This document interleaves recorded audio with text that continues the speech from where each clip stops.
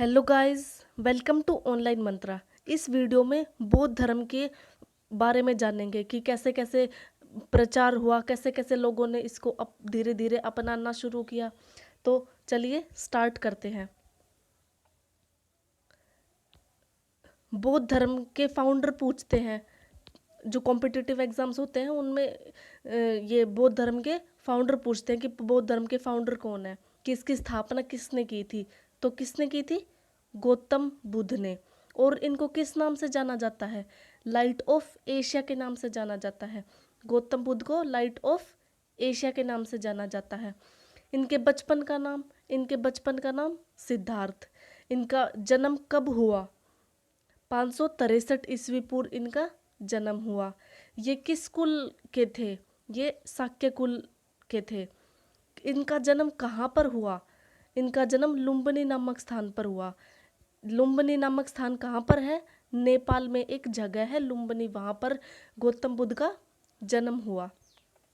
इनके पिता का नाम क्या था? इनके पिता का नाम सुद्धोधन था।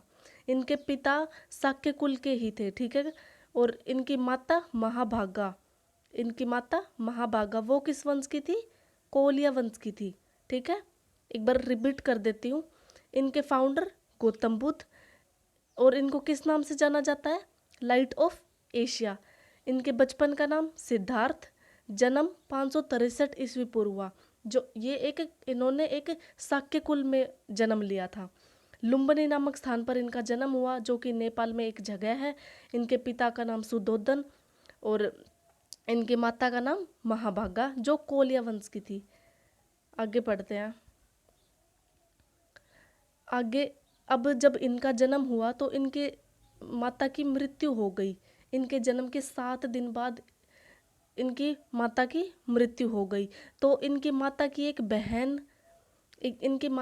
बहन थी, प्रजापति गौतमी। उन्होंने गौतम बुद्ध को गोद ले लिया, ठीक है। और बाद में इनकी शादी हुई। उनकी उनकी पत्नी का नाम यशोधरा। फिर बेटा हुआ, बेटा का नाम राहुल। इनके बेटे का नाम राहुल। अब इनका काफ़ी एग्जाम्स में पूछ लेते हैं कि गौतम बुद्ध का जो घोड़ा था उसका क्या नाम था, और जो इनका सारथी था उसका क्या नाम था।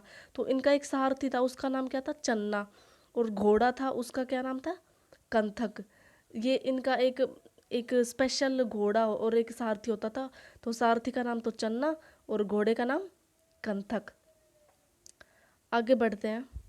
अब एक एक टर्म आती है, महाभिनिष्क्रमण किसे कहते हैं? तो आप सभी को पता होगा कि गौतम बुद्ध ने जब 29 वर्ष की आयु के थे तो इन्होंने गृह त्याग कर दिया था, अपने घर को छोड़ दिया था। तो उस एक पर्टिकुलर जो सिचुएशन थी उसको नाम दिया गया है महाभिनिष्क्रमण, ठीक है। जब इन्होंने सन्यासी रूप धारण कर लिया था, इन्होंने अपने घर को त्याग दिया और सन्यासी का रूप धारण किया। और कहाँ पर? अनोमा नदी के तट पर। वहाँ पर इनको महाज्ञान की प्राप्ति हुई फिर, ठीक है। महाभिनिष्क्रमण किसे कहते हैं? जब इन्होंने 29 वर्ष की आयु में अपना गृह त्याग किया और सन्यास रूप ग्रहण किया। तो अभी मैंने बताया इनको महाज्ञान की प्राप्ति हुई। इनके गुरु कौन थे? इन्होंने किस गुरु से शिक्षा ली? एक वैशाली में इनके गुरु थे अलार कलम।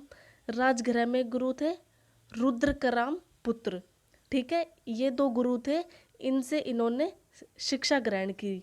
फिर ये गया पहुँचे। गया एक स्थान है बिहार में। फिर ये गया पहुँच गए।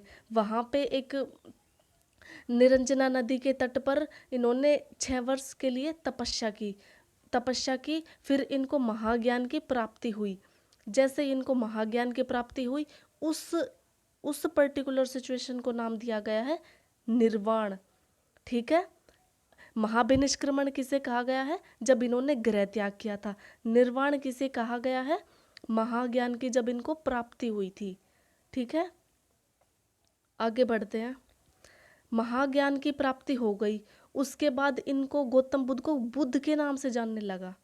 बुद्ध के नाम से इनको जानने जाने लगा कि महाज्ञान की प्राप्ति के बाद गौतम बुद्ध को बुद्ध कहा जाता था। बुद्ध ने अपना पहला उपदेश सारनाथ में दिया था। बुद्ध ने अपना पहला उपदेश सारनाथ एक स्थान है वहां पे दिया था। उसको कहा गया है धर्म चक्र परिवर्तन। ठीक है। महाभिनिष्क्रमण जब इन्होंने गृह त्याग किया था, निर्वाण जब इनको महाज्ञान की प्राप्ति हुई थी, और धर्म चक्र परिवर्तन जब इन्होंने सारनाथ में अपना पहला उपदेश दिया था। ठीक है। और देखते हैं जब फिर इन्होंने वहीं पे सारनाथ में अपना उपदेश दिया और वहीं पे बौद्ध संघ की स्थापना की। बौद्ध संघ की स्थापना की। जो भी इस संघ में आने में इंटरेस्टेड था उसकी कम से कम आयु 15 वर्ष होनी चाहिए थी। और ये पूछते हैं इनकी पहली महिला शिष्य कौन थी, तो इनकी पहली महिला शिष्य इनकी जो माता है प्रजापति गौतमी, जो इनकी माता महामाया की बहन थी जिन्होंने गोद लिया था, वही प्रजापति गौतमी माता इनकी पहली महिला शिष्य बनी। इन्होंने सर्वाधिक उपदेश किस भाषा में दिए, तो इन्होंने पाली भाषा में सबसे अधिक उपदेश दिए। ठीक है। अब अंतिम उपदेश इन्होंने कहाँ पे दिया? कुशीनगर में दिया। कुशीनगर में इन्होंने अपना अंतिम उपदेश दिया और वहीं पर ये अतिसार हो गई, इनकी मृत्यु हो गई। इस सिचुएशन को, ये जो पर्टिकुलर सिचुएशन है, इसको कहा गया है महापरिनिर्वाण। ठीक है। इसको क्या कहा गया है? महापरिनिर्वाण। अब कुछ बौद्ध महासंगति हुई थी, 4 बौद्ध महासंगति हुई थी। उनमें से पहली है जो कब हुई थी? 883 ईस्वी पूर्व। और वो कहाँ पर हुई थी? राजगृह में। तब ये पूछते हैं किसका शासन था? तब हर्यंक वंश में अजातशत्रु का शासन चल रहा था। ठीक है। इस महासंगति में 2 पिटक बनाए गए, एक तो सुत पिटक और दूसरा विनय पिटक। एक सुत पिटक और एक विनय पिटक। फिर दूसरी बौद्ध महासंगति हुई, वो कब हुई? 383 ईस्वी पूर्व। और वो कहाँ पर हुई? वो हुई वैशाली में। और तब किसका वंश चल रहा था? शिशुनाग का वंश चल रहा था। कौन राज कर रहा था? कालाशोक। कालाशोक एक राजा था, वो राज कर रहा था। फिर तीसरी महाबौद्ध संगति हुई। तीसरी कब हुई? 251 ईस्वी पूर्व। कहाँ पर? पाटलिपुत्र में। अशोक का शासन था। जब अशोक जो मौर्य साम्राज्य के राजा थे, उनका शासन था। इसमें एक तीसरा पिटक भी जोड़ा गया, उसका क्या नाम था? अभिधम पिटक। उसका क्या नाम था? अभिधम पिटक। और चौथी जो बौद्ध महासंगति हुई थी वो कब हुई थी? 78 ईस्वी पूर्व। कहाँ पर? कुंडलिनी में। तब किसका शासन था? कुषाण वंश का शासन था। और कौन राजा था? राजा कनिष्क। राजा कनिष्क का शासन था। उसके बाद बौद्ध धर्म को 2 समाज में विभाजित किया गया, एक तो हीनयान और दूसरा महायान। ठीक है। बौद्ध धर्म को 2 समाज में विभाजित किया गया, हीनयान और महायान। तो हीनयान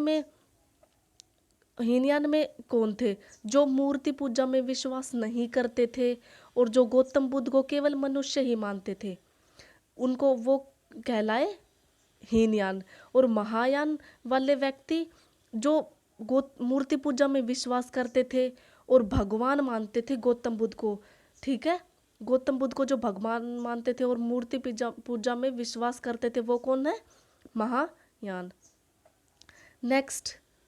अब गाइज इतने ही इम्पोर्टेंट फैक्ट्स थे। जो भी इम्पोर्टेंट फैक्ट्स थे वो मैंने आपको सभी बताए हैं। जो गौतम बुद्ध से रिलेटेड जो भी मुख्य तथ्य थे सभी इस वीडियो में कवर हो गए हैं और आपको सभी को समझ में आए होंगे। Thanks for watching the video. Please subscribe online Mantra, hit the like button. Thank you for watching the video.